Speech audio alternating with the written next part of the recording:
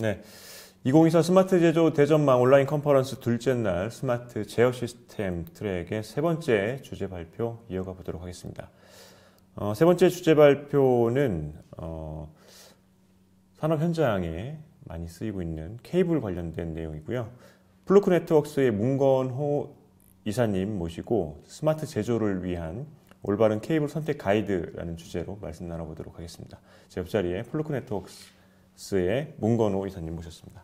어서 오십시오. 네, 반갑습니다. 시청하시는 분들께 간단하게 본인 소개 좀 해주시죠. 네, 안녕하세요. 저는 플루크 네트워크스에서 근무하고 있는 문건호 이사라고 합니다. 저희가 이제 과거에 여러 차례 그렇죠. 예, 이 산업 현장에서의 이제 케이블 테스트 관련된 내용들을 몇 차례 이제 웨비나를 통해서 예, 말씀드린 적이 있는데 최근에는 어떻습니까? 그 산업 현장에서 이제 다양하게 이제 뭐 케이블들이 많이 사용이 되고 있는데 케이블 테스트에 대한 필요성에 대해서 인식이 많이 이제 전향적으로 바뀌었는지 어떤지 궁금합니다. 네, 저희 웨비나나 이런 여러 가지 세미나를 거친 이후에 요즘에는 이제 케이블을 왜 테스트해야 되는지에 대한 인식이 많이 좋아졌고요. 그런 경우도 있고, 혹은 케이블 장애 때문에 물어 혹은 인터넷에 검색해서 거꾸로 연락이 오는 경우도 상당히 많습니다. 그래서 저희로서는 그 기회들이 많아지고 있고요. 어떻게 보면 이제 고객에게는 리스크가 많아졌다는 게 느껴지고 있는 거죠. 네. 어쨌든 케이블로 인한 의도치 않게 케이블로 인한 그 산업 현장의 이슈들이 상당히 있긴 하죠. 네, 뭐 저희는 이제 기존에는 뭐 IT 분야의 통신 케이블이기 때문에 케이블에 이슈가 있으면 예를 들면 이제 사용자 단에서 서비스가 안 된다든지 이런 것들이 이제 많았던 반면에 공장이나 이런 스마트 제조 쪽에 관련된 통신 케이블에 장애가 나면 일단은 제조가 멈춰버리니까 제조가 멈추게 되니까 이제 회사가 금전적인 손실이 바로바로 느껴지잖아요. 그렇기 때문에 이제는 사전에 어떻게 검증을 해서 어떻게 예방해야 되는지에 대한 궁금하신 고객분들 많이 계시더라고요. 네, 알겠습니다. 오늘 이제 주제 발표를 통해서 시청하시는 분들한테 좀 전하고자 하는 핵심 메시지가 있다면 어떤 게 있을까요? 그동안에 이제 웨비나를 할 때는 제가 이 케이블의 테스트 필요성, 왜 해야 되는지에 대한 것들을 계속해서 이제 알려드렸다면 오늘은 어떻게 보면 이제 답안지를 드릴 겁니다. 그래, 어떻게 테스트하고 왜 테스트해야지 이제 알겠는데 그러면 어떤 케이블을 선택해야 되느냐 우리가 그거에 대한 그 답을 조금 준비해서 조금 적나라하게 짧게 좀 준비를 해봤습니다. 네. 알겠습니다. 그러면 플루크 네트워크스의 문건호 이사님이 준비한 스마트 제조를 위한 올바른 케이블 선택 가이드라는 주제 발표 듣고 다시 말씀 나눠보도록 하겠습니다. 발표 시청하시면서 궁금한 점 있으시면 오른쪽 채팅창에 질문 올려주시면 전문가분들이 바로바로 답변해 드리도록 하겠습니다. 그럼 발표 시작해 주시죠. 네, 오늘 제가 준비한 발표 제목은 스마트 제조를 위한 올바른 케이블 선택 가이드입니다. 아까 잠깐 설명드렸듯이 답안을 드릴 겁니다. 답안을 드리기 전에 일단 문제를 풀어드려야겠죠. 답안지부터 보는 학생들은 공부를 못하는 학생이기 때문에 저는 답안이 이렇게 나옵니다가 아니라 이런 답안이 나오는 이유들을 앞에서 설명을 먼저 드리고 그 다음에 답안을 꼭 드리도록 하겠습니다. 일단 올바른 패치 코드, 패치 코드를 선정하기 위해서는 카퍼 케이블에 대한 이론을 좀 아셔야겠죠. 그래야 이러한 이론들 때문에 올바른 패치 코드를 왜 선정을 어떻게 해야 되는지, 그 다음에 산업 현장에서 많이 사용하고 있는 파워 오버 이더넷 PoE라는 케이블을 또 선정하려면 어떻게 해야 되는지에 대해 말씀드리기 위해서 이론적인 부분을 좀 설명을 또 드릴 겁니다. 첫 번째로 카퍼 케이블의 이론을 설명드릴 건데요. 카퍼는 구리입니다. 구리 케이블이고, 구리 케이블은 트위스트 페어 TP 케이블이라 그래서 꼬여 있습니다. 한글로 굳이 번역을 하자면 꼬임 쌍선 케이블이라고도 합니다. 네, 기본적으로 이제 와이어라고 해서 8개의 도체가 실제로 통신을 하기 위해서 네, 구리로 된 도체로 이루어져 있고요. 크로스 필러는 각 페어의 전자기적인 간섭을 최소화하기 위해서 케이블 내부의 중앙에 위치해서 서로를 좀 막아준다고 보시면 됩니다. 립 코드는 나일론 줄이라고 생각하시면 돼요. 나일론 줄로 이렇게 여러 가닥, 머리카락처럼 여러 가닥이 들어있고, 그 이유는 수직 케이블로 사용했을 때 케이블의 무게 때문에, 장력 때문에 축 처지고 터지는 것을 방지하기 위해서 장력을 버텨주기 위해서 들어갑니다. 이 나일론 실은 있는 케이블도 있고 없는 케이블도 있어요. 그럼 없는 케이블은 수평에서만 쓰시는 게 좋고요.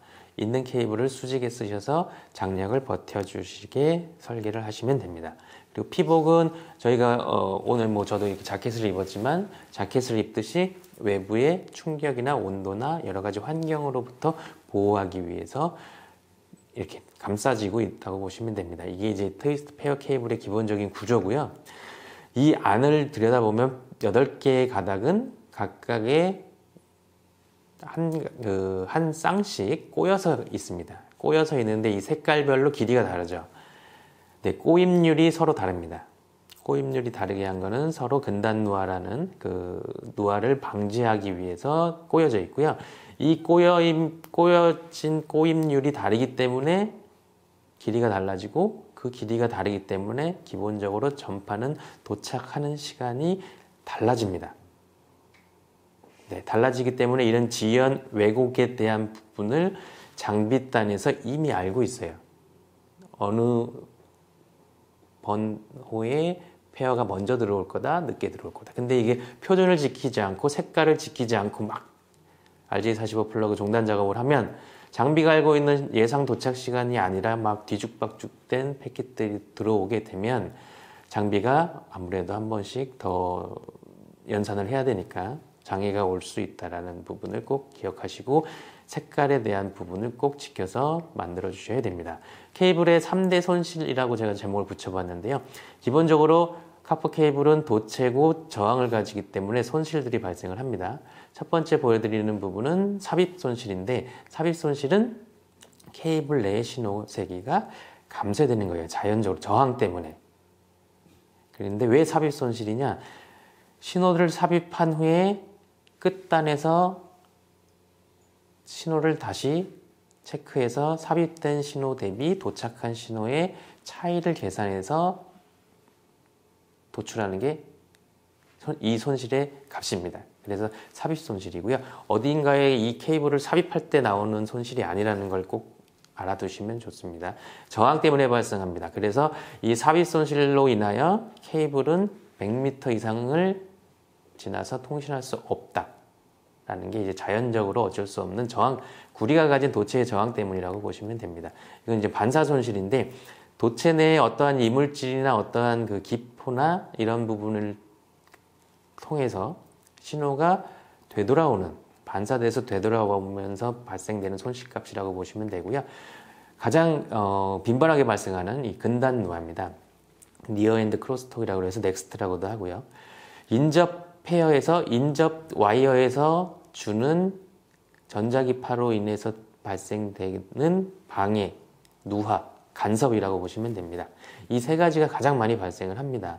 그러면 이 세 가지를 테스트하기 위해서는 케이블은 어떻게 테스트를 하느냐, 영구링크, 채널, NPTL 등등 여러 가지 테스트 방법이 있습니다. 그 테스트 방법 중에 내가 이 현장에 어떤 테스트를 적용할 것이냐는 깊이가 좀 있고 시간이 좀 필요하기 때문에 오늘은 생략하고요. 오늘은 채널 테스트와 패치코드 테스트, 왜냐하면 오늘 주제는 올바른 패치코드 케이블을 선정하는 방법을 알아야 되기 때문입니다. 채널 테스트는 일반적으로 케이블을 설치하는 설치 회사가 테스트하는 방식은 아니고요. 테스트 시 장비 연결용 패치코드 및 사용자 패치코드를 포함하고 영구링크 구간을 포함합니다. 반대쪽 끝이 패치 패널인 경우를 지금 설명을 드릴 건데, 저 주황색 점선 박스가 테스트 영역이라고 되어 있죠. 그리고 그 장비 옆에 보시면 태스크 제외 영역 RJ45 플러그는 테스트를 하지 않습니다. 이 방법은. 이게 표준에 나와 있는 방법이에요. 그런데 잘못된 패치 코드 테스트는 어떻게 하느냐? 이 채널 아답터라는 채널 테스트용 아답터를 쓰면 RJ45 부분에 테스트를 하지 않습니다. 그럼 내가 패치 코드를 RJ45를 수작업으로 현장에서 작업을 하고 이 패치 코드를 채널 테스트를 해버리면 내가 작업한 RJ45 플러그의 손실은 보지 않고 제조사의 케이블만 테스트하는 꼴이 되는 거고요. 이 채널 테스트는 총 4번의 커넥션까지 허용을 하는 기준 테스트 한계가 있기 때문에 패치 코드 테스트 한계보다는 상당히 여유롭습니다. 연결을 4번이나 할 수 있기 때문에요. 그렇기 때문에 이 패치 코드를 내가 작업을 하고 채널 테스트를 한 다음에 납품을 한다. 그럼 올바른 테스트가 아니겠죠. 근데 오늘 제가 왜 이 주제를 가지고 나왔느냐? 너무나 많은 그 케이블 판매하시는 인터넷이나 이런 판매하는 분들이 패치 코드를 가지고 채널 테스트한 결과를 올려놓고 판매를 하고 있는 경우가 거의 90% 이상이 됩니다. 그래서 그 설명을 드리려고 준비를 한 거고요. 패치 코드는 이렇게 RJ45 플러그까지도 테스트 영역에 포함하는 패치 코드 테스트를 장비에서 설정을 하셔야 되고 패치 코드 아답터를 사용을 해야만 케이블과 RJ45 플러그의 모든 손실을 테스트합니다. 이게 표준입니다. 자, 채널 테스트를 이렇게 통과한 패치 코드가 마진이 아주 18dB만큼 근단노화가 좋다고 지금 테스트가 되어 있어요. 근데 아까 말씀드렸듯이 채널 테스트, 맨 위에 보이시죠? TIA 카테고리 6A 채널 테스트는 RJ45 플러그는 테스트하지 않아요. 그럼 똑같은 패치 코드를 채널 테스트 했을 때는 통과가 나왔는데 똑같은 케이블을 패치 코드 테스트로 다시 해보면 오히려 근단노화가 마이너스 0.9dB만큼 미달돼서 페일이 나옵니다. 실패가 나옵니다. 올바른 테스트를 하지 않은 테스트의 결과는 오히려 그 진실을 왜곡하는 효과를 냅니다. 자, 올바른 패치 코드 선정하기. 가짜 패치 코드 테스트에 속지 마세요. 방금 설명드린 채널 테스트를 패치 코드에 테스트한 후에 판매하는 경우가 상당히 많습니다. 제가 인터넷으로 내돈내산 카테고리 8 아주 상당히 높은 성능을 보장해야 하는 최고 높은 수준의 패치 코드들이 인터넷에 너무 많아요. 가격도 비싸고 그런 것들을 몇 개 사봤습니다. 사서 테스트를 했더니 카테고리 6 채널 테스트를 했어요. 카테고리 8 패치 코드를 패치 코드 테스트가 아니기도 하지만 6 채널 테스트를 했습니다. 그게 과연 올바른 평가일까요? 아니죠. 자, 다시 보겠습니다. 왼쪽 패치 코드를 제가 패치 코드 6, 카테고리 6로 기준을 다시 잡고 테스트를 했더니 근단노화가 마이너스 1.4dB만큼 미달해서 페일이 나옵니다. 그리고 오른쪽 거, 요 양 끝에 기둥 보이시죠? 거기에서 근단노화가 많이 올라오죠? 네, 그게 패치 코드 작업할 때 RJ45를 작업을 잘못해서 거기서 나오는 근단노화입니다. 자, 옆에 오른쪽 케이블을 테스트했더니 얘는 더 심각합니다. 카테고리 5E로 놓고 테스트를 했음에도 불구하고 반사 손실이 마이너스 3.2dB만큼 미달해서 실패. 이거를 카테고리 8이라는 단순히 그 높은 숫자는 좋을 것이다 라는 소비자의 기대 심리를 이용하여 사기를 치는 거죠. 사기라고 보여지죠. 예, 아무래도. 왜냐하면 카테고리 6 채널 테스트 레포트를 안 올려놨으면 사기가 아닌데 그 레포트를 올림으로써 조금 의심스러운 부분이 많이 생깁니다. 자, 그럼 올바른 패치 코드를 선정하기 위해서는 제조사가 공장에서 완제품으로 여기서 말하는 제조사는 케이블 전문 제조사입니다. 뭐 중국의 뭐 공장을 하나 가지고 있는 이름 모를 회사들 말고요. 글로벌 케이블 제조사나 뭐 한국의 대한전선, 뭐 한국의 LS 케이블, 극동 뭐 이런 우리가 누구나 다 아는 네임드 그런 회사의 케이블을 말하는 겁니다. 제조사가 제작한 걸 써야 되냐, 과연 현장에서 제작한 걸 써야 되느냐 논란이 많습니다. 왜냐, 차이가 많이 나거든요. 어떤 차이가 나는지 보여드릴게요. 케이블은 강선, 솔리드와 스트랜디드라는 연선 케이블이 있습니다. 강선은 두꺼운 케이블 하나 들어가 있는 거고요. 연선은 머리카락처럼 얇은 케이블들이 여러 가닥 안에 들어있는 거예요. 예전에 110V 전선이 연선이었고 220V 전선은 강선을 씁니다. 통신 케이블도 이렇게 단선, 강선과 연선으로 나눠져요. 한 가닥의 구리선이냐, 여러 가닥의 구리선이냐. 그러면 무슨 차이가 있을까요? 제조사가 공장에서 패치코드를 제작해서 나오는 건 연선입니다. 현장에서 케이블을 박스로 사서 RJ45 플러그를 사서 연결을 해서 작업을 하면 강선입니다. 연선은 판매하지 않아요. 따로. 왜냐하면 연선은 사람이 RJ45 플러그에 넣을 수가 없어요. 너무 힘이 없습니다. 그럼 이 힘이 없는 걸 왜 힘이 없는 걸 쓰느냐? 산업용 패치 코드는 연선을 씁니다. 무조건. 그리고 두껍습니다. 두껍다는 거는 위에서 보신 이 머리카락 같이 얇은 연선이 숫자가 더 많이 들어가 있어요.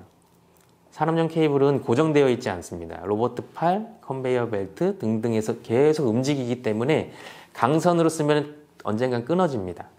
연선을 쓰시면 부드럽습니다. 그래서 패치 전용 케이블, 패치 코드는 무조건 연선을 쓰는 걸 권장을 드리는 거고, 제조사가 공장 제작한 제품을 권장드리는 이유고, 연선 케이블은 끊어지지가 않아요. 그리고 부드럽습니다. 만져봐도. 그래서 산업용 케이블은 연선 중에서도 연선을 여러 가닥을 쓰기 때문에 이렇게 눈으로 봤을 때도 알 수 있도록 초록색이나 저렇게 파란 계통, 새파랑은 아니고요.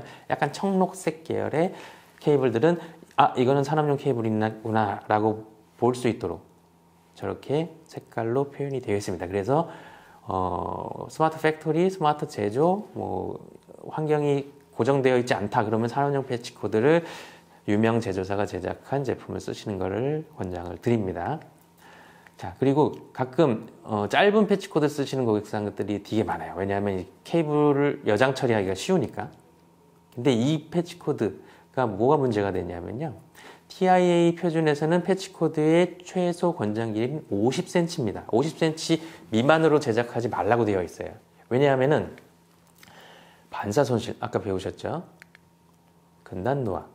근단 노화는 가까운 쪽으로 돌아오는 간섭이고, 원단 노화는 먼 쪽으로 가는 겁니다. 먼 쪽으로 가는 원단 노화가 너무 케이블이 짧아버리면 근단 노화랑 섞여서 뒤죽박죽 됩니다. 그래서 반사 손실, 근단 노화, 원단 노화를 다 합쳐서 모든 손실을 그냥 내가 떠안고 가려면 50cm 미만으로 작업을 하세요. 리스크가 상당히 큽니다. 그래서 저희 저희 계측기에서도 패치 코드 테스트를 할 수 있는 최소 한계는 50cm입니다. 표준이기 때문에요. 그래서 50cm 미만으로 제작된 케이블들이 있는데, 유독 이상하게 그쪽에 지연이 발생한다거나, 가끔 핑이 빠진다거나, 그러면 패치 코드를 한번 교체해 보십시오. 더 긴 걸로. 그러면 해결이 될 확률이 매우 높습니다. 자, 다음은 이제 PoE, 파워 오버 이더넷. 파워 오버 이더넷은 이더넷 케이블에 파워를 실어서 통신과 전기를 같이 제공하는 아주 좋은 획기적인 서비스죠. 네, PoE 스탠다드는 이렇게 보시듯이 타입 3, 타입 4, 뭐 1, 2, 3, 4 예전에 이제 802.3 AF, AT, BT 이렇게 좀 복잡하게 표현을 했습니다. 이게 표준에서 IEE에서 정해놓은 표준인데, 와이파이도 뭐 802.11b, 뭐 A, AC 뭐 여러 가지 막 하니까 우리가 일반인은 헷갈리죠. 그래서 이더넷 얼라이언스에서 정의를 조금 용어를 바꿨습니다. 클래스 0부터 클래스 8까지. 네. PSE는 파워를 파워를 제공하는 장비고요. 파워드 PD는 파워를 받는 라인인데, 여기서 클래스 0은 15.4W를 쏘고 클래스 8은 90W까지 파워를 보낼 수 있는 기술입니다.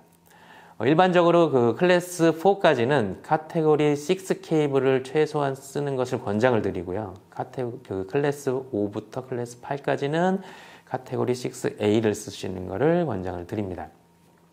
네, 이런 식으로 파워드 화살표만 봐도 일반인이 이게 파워를 공급하는 아이인지 받는 아이인지 클래스가 몇인지 이제 숫자로 표현해서 도식화해서 표준으로 지금 사용을 하고 있습니다. POE를 위한 올바른 케이블 테스트란 어떤 게 있을까요? 케이블은 일반적으로 이제 그 저항이 있고 ohm의 법칙, 즉 저항을 이길 수 있는 이론적인 것은 아무것도 없습니다. 그렇기 때문에 90W를 공급하고 100m 채널에서 71W를 공급하려면 저항이 낮아야 돼요. 그 저항이 낮아야 되기 때문에 구리 케이블을 무조건 쓰셔야 됩니다. 구리 케이블이 아닌 게 있나요? 라고 하시는데 이따가 설명을 드리겠습니다. 기본적으로 POE 케이블을 쓰시려면 POE는 루프 저항 테스트라는 것을 기본적으로 해야 되고요. 그 다음에 페어 내에서 DC 저항에 불균형이 있는지 또 테스트를 해야 되고 페어 사이에 저항 불균형이 있는지도 또 확인을 해야 됩니다. 그럼 루프 저항은 무엇이냐? 기본적으로 예전에 POE가 막 활성화되지 않던 시절에는 루프 저항만 테스트를 했습니다. 루프 저항은 와이어의 저항을 테스트해서 단순히 더한 값. 4개의 페어에 더한 저항이 그냥 25옴만 넘지 않으면 됐었습니다. 근데 원앤 모럴 POE 케이블에 대해서 이제 장애들이 많이 나고 있고 뭐 패킷이 불안정하던가 이런 문제들이 있어서 자세히 들여다보니 이 루프 저항이 아니라 저항, 동일 페어 내에 와이어 끼리의 저항 불균형이 있으니까 통신의 품질이 안 좋아지고 전기의 품질이 안 좋아지더라를 알아내기 시작을 했습니다. 그래서 이제 저항 불균형은 어떻게 되냐? 아까는 2개의 저항을 더했죠. 이거는 2개의 저항을 빼고 절대값을 붙이기 시작을 했습니다. 그래서 0.9925옴이 나오고 전체 4개의 페어의 저항이 0.2옴, 그러니까 저항 불균형이 0.2옴을 넘게 되면 POE에 사용할 수 없는 케이블이다 라고 보시면 돼요. 그럼 이걸 어떻게 테스트하느냐? 개치기로 테스트 하셔야 됩니다. 인접 페어의 저항 불균형도 똑같이 0.2옴 이상이 되면 안 되는 겁니다. 그럼 왜 저항 불균형이 중요한지 설명을 드릴게요. 이 POE가 동작되는 이론은 2개의 페어에 각각 플러스 마이너스의 DC가 나가고 장비를 공급받는 쪽에서 그 전류가 들어왔을 때 전류의 전원에 대한 네고시에이션을 합니다. 협상을 합니다. 난 몇 와트가 필요해. 그럼 그래 오케이 나 아직 전원에 버짓이 있어. 네가 원하는 뭐 13.5W를 내가 줄 수 있어. 보냅니다. 보내면 이게 플러스 DC와 이제 반대쪽으로 넘어가는 전류가 어떠한 그 저항을 만나게 되면 전류가 약해지고 그러다 보면 그 안에서 발생하는 전자기파에 의해서 패킷들, 통신에 필요한 패킷들이 또 깨지게 됩니다. 그럼 이러한 저항을 불균형하게 만드는 것들은 어떤 게 있느냐? 저희 펀치다운 작업이라고 해서 이제 현장에서 많이 이렇게 눌러서 탁탁탁탁 임팩트를 주는 임팩트 툴을 많이 쓰시죠. 임팩트 툴을 써야 되는데 나는 케이블을 너무 잘 알아. 나는 경력이 화려해. 많이 만들어 봤어. 툴로 안 하시고 커터 칼을 뒤로 혹은 일자 드라이버로 이렇게 누르시는 분들이 많아요. 그러면 사람은 사람인지라 이게 똑같은 힘이 가해지지가 않습니다. 로봇가 아니잖아요. 그렇기 때문에 1번 페어와 2번 페어를 누르는 힘이 달라져서 한쪽은 깊게 체결되고 한쪽은 덜 체결되면서 이제 마모 정도가 달라집니다. 그러면 거기서 발생하는 저항, 접촉 저항이 달라져서 거기서 저항 불균형이 발생을 합니다. 그리고 구리도금, 알루미늄 케이블이라고 하는 CCA 케이블, 이따가 다시 자세히 설명을 드릴게요. 알루미늄은 구리도 도체지만 알루미늄도 도체예요. 전기만 흐르면 되는 거 아니냐라고 생각을 하시는데 전도율이 다릅니다. 전도율도 다르고 가격도 다르죠. 알루미늄이 훨씬 쌉니다. 그래서 이 구리인 것처럼 속인 케이블들이 많아요. 이것도 이따가 설명을 드릴게요. 이런 저항 불균형, 루프 저항, 페어 내의 저항 불균형, 페어 간의 저항 불균형을 모두 테스트해서 이렇게 저희 계측기에서는 테스트 결과를 알려주고 저항 값들을 표시해주고 저항 때문에 실패가 났습니다 라고 알려줍니다. 그럼 이 저항 불균형 테스트는 모든 케이블에 해야 되느냐? 아닙니다. POE에 사용할 구간이다 라고 판단이 되시거나 향후에 POE까지 사용할 수 있는 케이블 구간이다 라고 하시면 포설 후에는 반드시 저항 불균형까지 테스트를 하시는 걸 권장을 합니다. 표준에서도 그렇게 옵션으로 되어 있어요. 일반적으로는 필요 없고 POE 테스트를 할 때, TIA에선 POE 테스트를 할 때는 하셔야 합니다 라고 명시가 되어 있습니다. 자, 그럼 올바른 POE 케이블을 선정하는 방법은 어떤 방법이 있는지 설명을 드릴게요. 자, RJ45 플러그, 이것도 뭐 100원짜리도 있고 1000원짜리도 있고 2000원짜리도 있고 상당히 많습니다. 종류가. 어떤 차이가 있냐면은 저 케이블을 눌러서 와이어를 피복을 벗겨내면서 안에다가 심지를 박아서 통신하기 위해서 저 금색으로 되어 있는 도체는 비싼 아이들은 금이에요. 도금이 되어 있어요. 겉에가. 이제 도금에 대한 순도가 달라지겠죠. 싼 아이와 비싼 아이들이. 그럼 이거 뭐 그냥 도금만 하면 되는 거 아니야? 전기만 흐르면 되는 거 아니야? 하실 수 있는데 이 RJ45 플러그가 RJ45 모듈러에 체결될 때 8개의 핀이 8개의 핀과 서로 접촉이 됩니다. 접촉이 되는데 특히 POE는 이제 전류를 보내야 되기 때문에 그 접합되는 지점에서 계속해서 이제 뭐 많게는 90W까지 높은 전력이 전달되면서 아크가 발생을 합니다. 체결될 때 아크가 발생을 하는데 그 아크로 인하여 도금의 순도에 따라서 저렇게 보이시는 대로 부식이 됩니다. 부식이 되면 아시죠? 저희가 배터리 오래 누액돼 갖고 부식이 되면 전기가 안 통합니다. 근데 전기가 안 통하고 통신이 안 돼요. 그렇게 해서 발생되는 장애들이 생깁니다. 장기적으로 봤을 때. 자, POE 케이블은 또한 제조사가 이러한 스펙시트에 우리 케이블은 대부분 케이블은 한 가닥씩 가지 않죠. 번들링, 묶어서 갑니다. 최대 몇 가닥을 번들링을 할 수 있는지에 대한 스펙이 저렇게 나와 있어요. POE와 POE 플러스는 뭐 카테고리 6 지금 맨 위에 28AWH는 48개의 번들까지 묶어도 됩니다. 근데 POE 플러스를 쓰시려면은 24가닥만 묶을 수 있습니다. 라고 되어 있어요. 왜냐? 도체가 이렇게 묶이면 가운데 있는 도체에 전기가 흐르고 통신이 되면은 열이 발생합니다. 저항 때문에. 저항이 생기고 열이 발생하면 열은 저항을 높여줍니다. 도체의 특성이에요. 그 물질이 가진 특성입니다. 열을 받으면 온도가 올라가고 온도가 올라가면 저항이 높아지고 저항이 높아지면 아까 설명드렸던 3대 손실 중에 삽입 손실이 높아지죠. 삽입 손실이 높아짐으로써 손실이 높아지면 네트워크 장비의 퍼포먼스가 떨어집니다. 물론 저 번들링 중에 이제 맨 가운데 있는 아이가 가장 발열이 심하겠죠. 주변에서도 계속 뜨겁게 해주기 때문에. 자, 이 이론으로 인하여 인석션 로스, 삽입 손실이 늘어나면서 저항이 높아지니까 삽입 손실이 늘어나니까 기존에 100m, 90m까지 통신이 되던 게 온도가 높아지면 삽입 손실로 인하여 점점 최대 통신을 할 수 있는 거리가 짧아집니다. 그래서 간헐적으로 통신이 끊기는 구간, 장비를 껐다 켜거나 뭐 좀 겨울에는 덜 하거나 여름에 오히려 더 장비에 그 핑이 빠진다거나 이러면 이런 외부 온도에 따른 번들링으로 인한 이슈로 인하여 최대 도달 거리가 줄어들어서 통신이 안 되는 경우도 공장 내에서 많이 발생합니다. 왜냐하면 길이가 길거든요.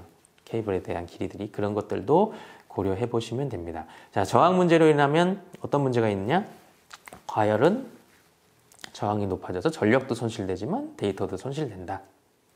저항 문제의 원인은 작업자의 스킬도 있지만 케이블의 구리 함유량이 달라서, 당연히 구리가 99.99% 들어간 거와 구리가 10% 들어간 거는 달라지겠죠. 자, 아까 제가 설명드렸던 이제 그 알루미늄, 구리로 코팅된 알루미늄 케이블을 설명을 드릴 거예요. 커퍼 클레드 알루미늄 케이블이라고 합니다. 일반적인 케이블들은 전체가 다 구리예요. 노란색으로. 근데 CCA 케이블은 알루미늄 겉에 구리를 도금합니다. 알루미늄 부식이 잘 돼서 구리로 도금을 해요. 그래도 전기는 흐릅니다. 그럼 왜 이렇게 할까요? 그냥 구리로 다 만들면 되지. 자, CCA 케이블을 쓰는 이유는 전기 전도율은 우리가 그 은이 가장 높아요. 그 다음에 구리입니다. 그 다음에 금, 그 다음에 알루미늄. 근데 구리를 100으로 봤을 때 알루미늄은 62.7이에요. 그러면 거의 한 3분의 2 정도 되겠죠. 그럼 우리가 케이블 은으로 쓰지 왜 구리로 씁니까? 자, 이게 런던 메탈 그 금속 거래 가격표입니다. 실버는 카퍼보다 거의 뭐 한 3배 비싸죠. 그렇기 때문에 구리를 쓰는 거예요. 그럼 왜 알루미늄을 씁니까? 알루미늄은 4분의 1입니다, 가격이. 그래서 알루미늄으로 도체 심선을 만들고 구리로 살짝 도금을 해서 전기가 그래도 통하고 부식이 덜 되게 만들어 놓은 겁니다.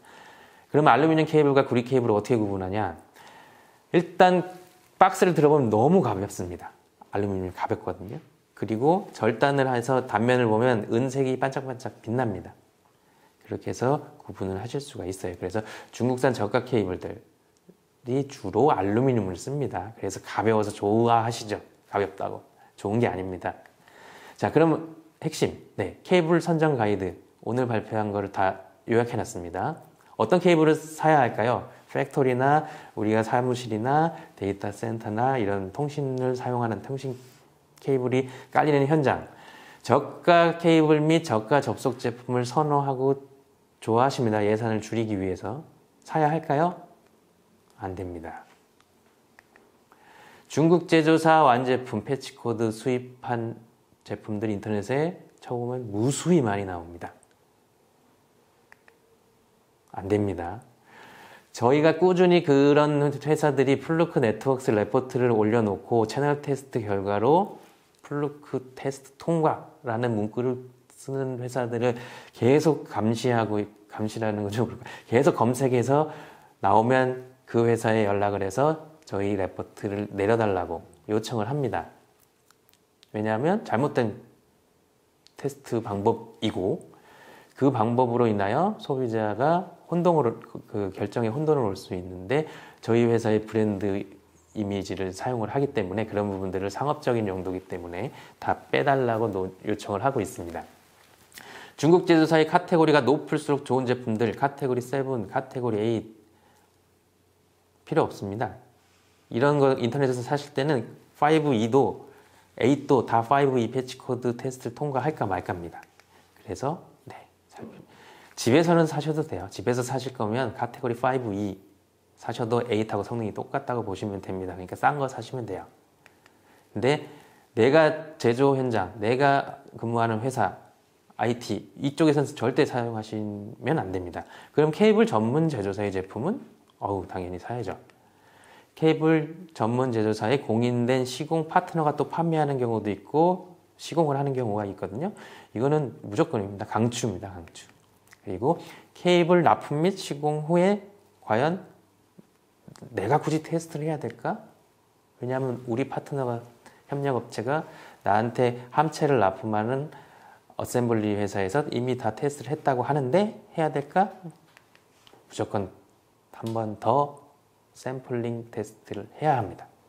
왜냐하면 이게 테스트를 뭐 100개, 1000개 하다 보면 테스트 통과를 계속 안 되는 케이블들이 생길 수 있어요. 근데 그런 경우에 그냥 기존 케이블 통과했던 거를 레포트를 사이에 껴서 납품하는 경우도 있습니다. 그러면 안 되지만 그렇기 때문에 납품을 받으시는 그 수요처에서도 납품과 함께 시공 후 샘플링 테스트를 꼭 하실 것을 권장을 드립니다. 드립니다. 제가 준비한 그 케이블 선정 가이드는 다 드렸고요.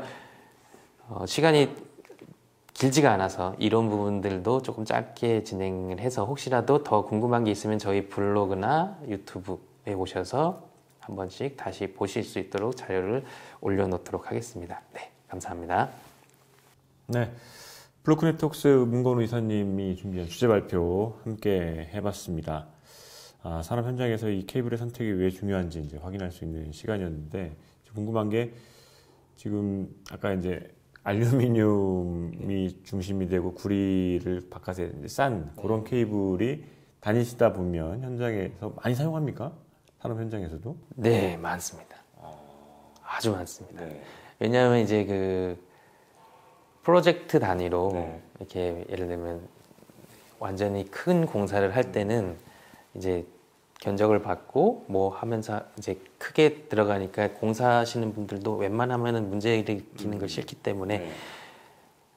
이름이 있는 제조사 제품을 쓰거든요. 네. 근데 그런 게 아니라 회사가 갑자기 이제 필요한 때 네. 한두 가닥이 필요해서 예비로 만들려고 이제 최저가 검색에 왜냐하면 뭐 모든 직장인들이 다 아시겠지만 비교 견적이 필요하고 회사에 올렸을 때는 더 싼 거 없냐 더 싼 거 없냐 내려가잖아요. 그러다 보니까 인터넷에서 제일 싼 거 구매하셔서 가지고 계시다가 급할 때 이제 만들어서 사용을 하시는데 잠깐은 해결이 될 수는 있어요. 네. 근데 결국에는 그 부분에서 문제가 돼서 저희가 가서 확인을 해보면 CCA 케이블이 많이 발생. 어쨌든 그 CCA 케이블이 이제 그 담당자 구매하는 담당자는 여기 문제가 될 거다라는 걸 모르는 거예요? 그게 CCA 케이블인지를 모르는 거죠. 왜냐하면 네, 싼거 알루미늄 케이블이라고 안 넣어놓거든요. 네네. 제품 그 판매하는 데는 그냥 케이블입니다. UTP 케이블 카테고리 6. 네. 그런 부분들을 어쨌든 제가 걸러내야 되는데 이제 그런 것들은 이제 확인이 제대로 안 되기 때문에 네. 그래서 이제 그 케이블 업계에서는 글로벌하게 이 CCA 케이블을 시장에서 몰아내자라는 그런 분위기가 많이 형성이 되고 있어요. 그렇지만 그건 이제 좀 이름 있는 회사들이고 아직도 중국 저가 시장에서는 CCA 케이블을 계속해서 생산해서 계속해서 판매를 하고 있는 거죠. 계속 누가 사고 있으니까 사니까. 모르고 사는 거죠. 그거를 말하고 팔면은 거의 뭐 안 사실 텐데. 네. 어쨌든 뭐 CCA 케이블이 아까 이제 가짜 케이블 테스트에 속지 말라고 이제 하셨는데 그거 속을 수밖에 없는데 보니까 제가 보니까 네 그런 것들을 이제 어쨌든 결국에 테스트할 수밖에 없는 거네요. 네. 저항 불균형을 테스트하거나 뭐 들어보면 일단 무게 차이가 확 납니다. 그렇죠. 이제 제가 일단 어쨌든 무게 차이로 이제 확인할 수 있는 방법 그리고 테스트를 꼭 해야 된다는 거. 네. 알겠습니다. 네, 그러면 오늘 주제 발표 블로크네트웍스 문건우 이사님과 함께 해봤습니다. 오늘 주제 발표 감사합니다. 고맙습니다. 감사합니다.